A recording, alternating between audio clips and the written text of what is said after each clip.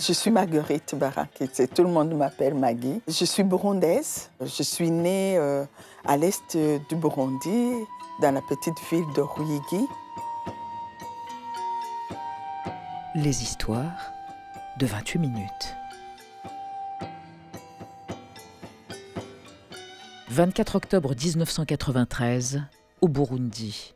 Des affrontements sanglants font rage entre Hutus et Tutsis. Les maisons flambent, les machettes découpent. Femmes, enfants, vieillards sont rassemblés dans l'évêché de Marguerite Barakitse. Cette nuit-là, 72 personnes sont assassinées sous ses yeux, mais 25 enfants sont sains et saufs. C'est le début de son engagement et la naissance de la maison Shalom. En exil forcé depuis 2015, Barakitse poursuit son œuvre depuis le Rwanda. Écoutez l'histoire de celle qu'on surnomme l'ange du Burundi. En 1993, il y a eu une rencontre avec tous les chefs d'État africains, avec le président français Mitterrand, qui avait dit au président africain d'essayer de démocratiser leur régime. Donc, chez nous, on a organisé des élections démocratiques. Et c'est pour la première fois qu'il y avait été élu un président donc Hutu depuis plus de 40 ans. Il a été assassiné par un groupe de militaires, donc Tutsis. Et alors, il y a eu une guerre civile.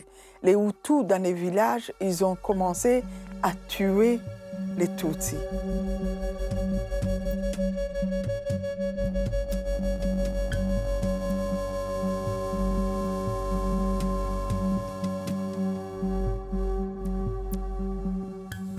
On a assassiné ma famille et puis après, on m'a attachée, on a assassiné 72 personnes devant moi. Ces enfants que j'ai recueillis ce soir de ces massacres connaissaient bien des assassins et fréquentaient les écoles avec les enfants des assassins. À moins que j'organise une rébellion, que ces enfants, je les dresse.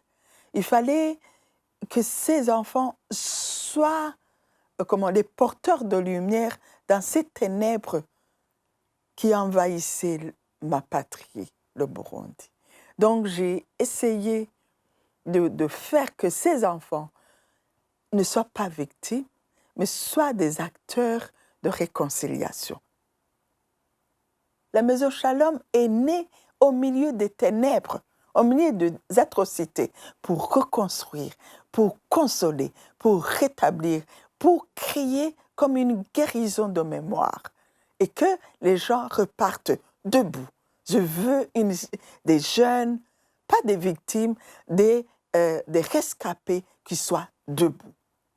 Je suis allée directement sur leur colline où ils étaient donc nés. Chaque enfant qui arrivait, j'essayais de le réinsérer dans sa famille d'origine pour qu'il soit comme une bougie au milieu des ténèbres. Donc, c'est le rêve. Je n'ai jamais voulu créer un orphelinat. Je me disais, puisque l'origine de la guerre civile au Burundi, c'est l'ignorance, je vais transformer, reconstruire les cœurs de ces enfants et qu'ils changent de victimes en acteurs. Et c'est comme ça qu'on est allé même dans les prisons voir les assassins de leurs parents. On est allé sur les collines et on a créé un havre de paix pour que le Burundi soit un pays. Le Burundi, ma maman, le Burundi, devienne un pays où il fait bon vivre. J'ai voulu refuser la haine, mais je n'ai pas baissé les bras parce que je savais que celui qui m'avait donné la mission était plus fort que les assassins, était un Dieu amour. J'ai voulu le montrer et le prouver. Jamais je n'ai pensé que je manquerais de quoi donner à mes enfants. Parce que la première chose dont on a besoin quand on est enfant, c'est la tendresse, c'est l'amour. Donc je pouvais les donner, même quand je n'avais rien à leur donner comme nourriture. Je chantais pour eux.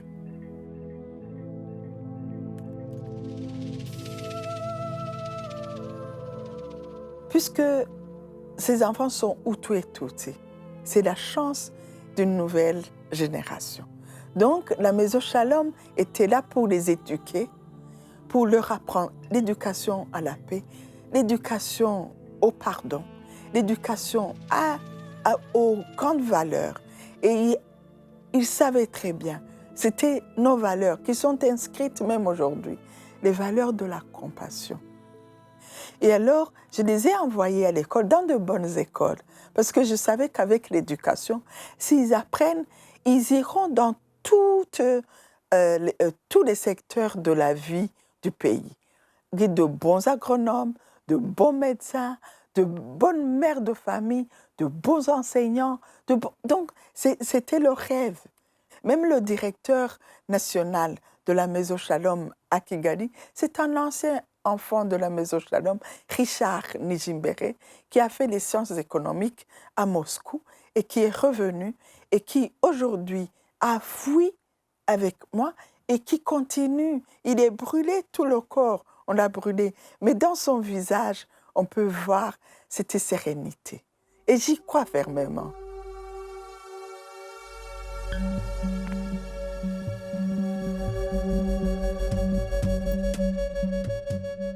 Il y a eu des victimes donc, qui ont été mutilées, des enfants qui portent les marques, comme Richard, comme Dominique, comme Aline, donc qui ont eu des machettes, d'autres une grenade à la bouche, comme Dieudonné. Il y a eu des enfants prisonniers aussi qu'on avait mis dans la prison, des enfants en conflit avec la loi, que j'ai retirés des prisons. Il y a eu des enfants de la rue, il y a eu des enfants malades du sida, il y a eu des enfants, donc des enfants soldats. Tous ces jeunes, je leur disais, vous êtes l'espérance du monde. Un monde de frères et de sœurs. Un monde où chacun peut chanter le même hymne, l'hymne de l'humanité. L'humanité qui doit rayonner de cette fraternité.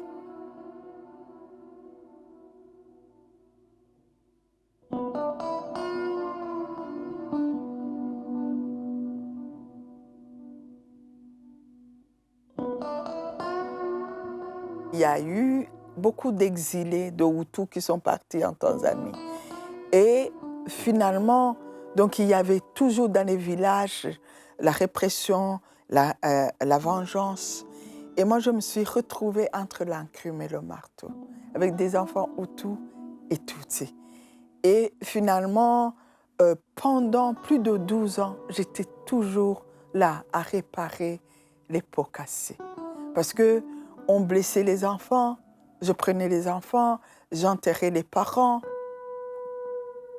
Je ne suis pas contre la justice. Le pardon ne veut pas dire que le pardon doit remplacer la justice.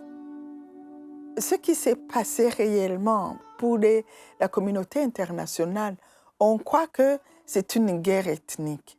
Mais moi, je dis non. C'est la mauvaise gouvernance.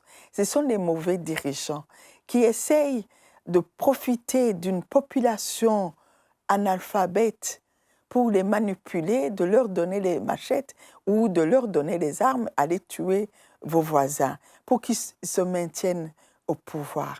Donc, si il faut chercher la vraie raison de ces massacres, ce sont des dirigeants, des mauvais dirigeants qui incitent la population à s'entretuer.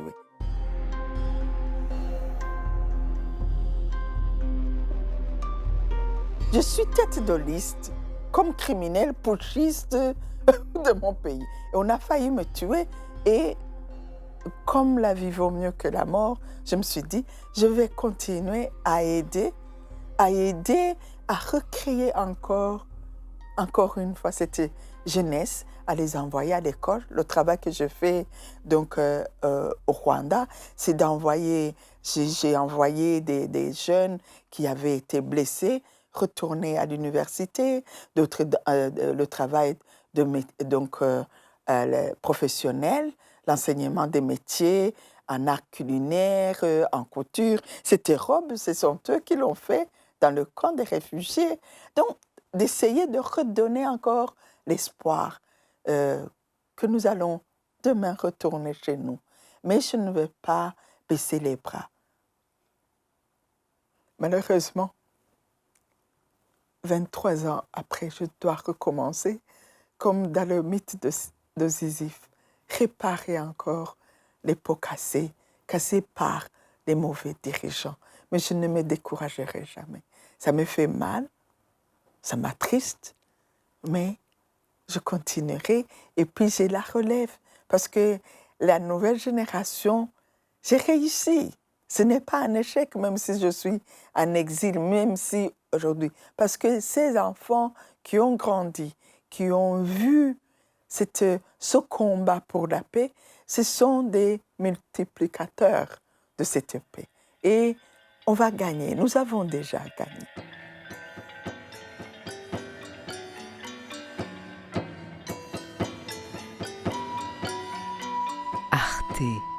arteradio.com